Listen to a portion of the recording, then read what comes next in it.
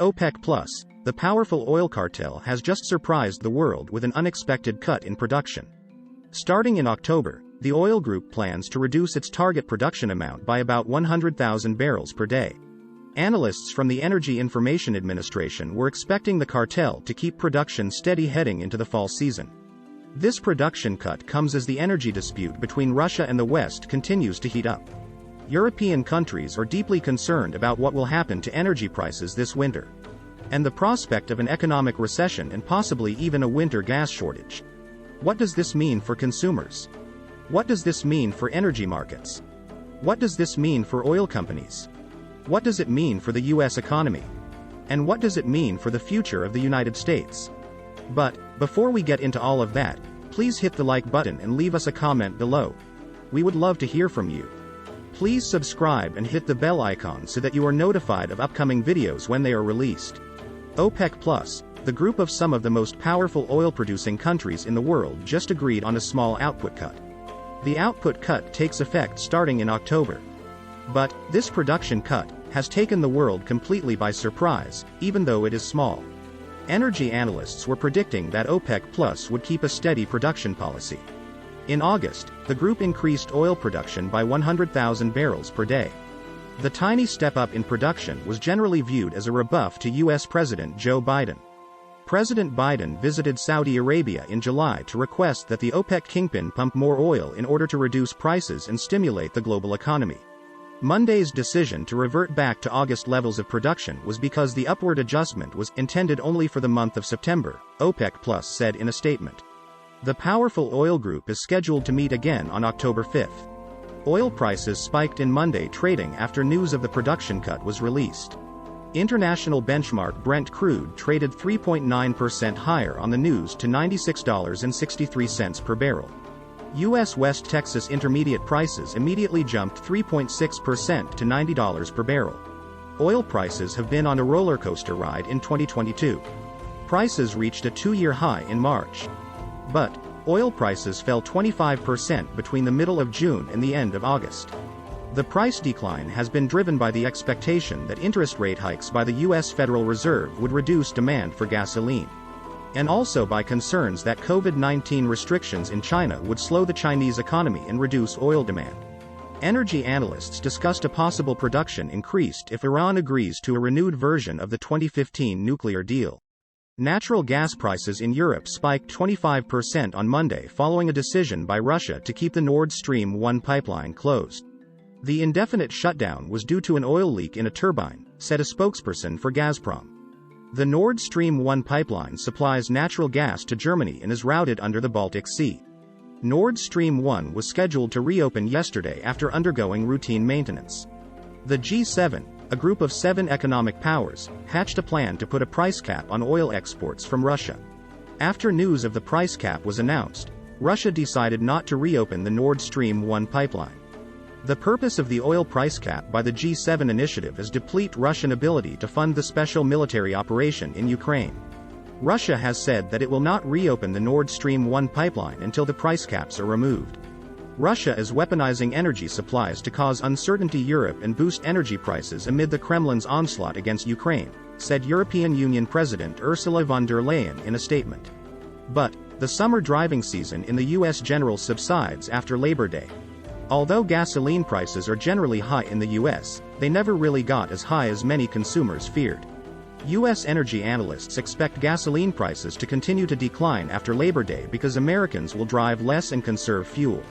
The average price of gasoline in the U.S. reached a peak of $5.02 per gallon on June 14. Since then, the average U.S. gasoline price has fallen to $3.79 per gallon. I think the good news is going to keep going for now, said Patrick Dahan, head of petroleum analysis at GasBuddy. Gasoline prices should continue to decline into the fall, barring a refining disruption, Dahan also noted. Most refineries in the United States are located along the U.S. Gulf Coast. I'm hopeful we can get to $3.49 between Halloween and Thanksgiving, said Dahan. He also added, there's an outside chance the national average reaches as low as $3.29 if there's no major hurricane in the Gulf Coast or more refinery outages. However, Gasoline prices could actually turn higher in California and in the Midwest, Dehaun continued. BP refinery in Whiting, Indiana, which refines 435,000 barrels per day, was down for maintenance for about a week. I still think we could see some states drop under $3, primarily Oklahoma, Texas by the end of the year, if not earlier, Dehaun said. Gasoline prices in the United States are lowest in the South, where the average price is now $3.30 per gallon. The average price in Arkansas and Mississippi is $3.32 per gallon. The average price in Nevada is $4.83 per gallon. The average price in California is $5.24 per gallon. Consumers have been unbelievably lucky.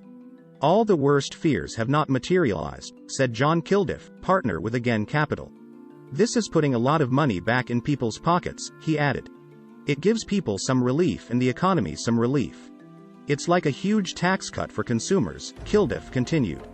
Gas prices could go down but not all that much, and they could even turn higher again toward the end of the year, said Tom Kloza, head of global energy analysis at Oil Price Information Service. Prices on balance are going to be relatively palatable for the rest of the year, Kloza continued. Nationally, the decline is close to an end, and prices could average a low between $3.50 and $3.75 per gallon, Kloza also noted. There's too many things that could cause a wobble higher, Kloza continued. Friday was the 80th day of falling prices, but that trend could stall out. He pointed to higher prices in the wholesale market Friday, Kloza also said. U.S. has become a major refiner and exporter of oil and petroleum products since 2016. The United States now exports 10 million barrels of oil and refined petroleum products every week. Exports of gasoline totaled 1 million barrel a day for the week, compared to 466,000 barrels a day in the same period last year, said the U.S. Energy Information Administration in a prepared statement. Exports of distillates, which includes diesel fuel, reached 1.5 million barrels a day, the statement also noted. Geopolitics remains a key driver of oil prices worldwide. So, gasoline prices at pumps in the U.S. are being affected by the special military operation in Ukraine. The price of West Texas Intermediate crude oil peaked at $130 per barrel in March. But U.S. benchmark crude futures were trading around $86 per barrel this past week. The oil market has been much steadier than most energy analysts had expected. We haven't really lost any Russian oil. It's being redirected to India and China, said Kildiff. In the Iraqi turmoil this week, none of the oil production got affected, Kildiff continued. Multiple forces are acting on worldwide oil prices. Concerns about China's economy are putting downward pressure on prices. High prices at the pump have simply been a cure, resulting in less driving by consumers. In the U.S., gasoline demand has dropped off significantly this summer, said the U.S. Energy Information Administration in a statement. But, what do you think? Please hit the like button and leave us a comment below. We would love to hear from you. Please subscribe and hit the bell icon so that you are notified of upcoming videos when they are released. Please share this video on social media. Thank you for watching.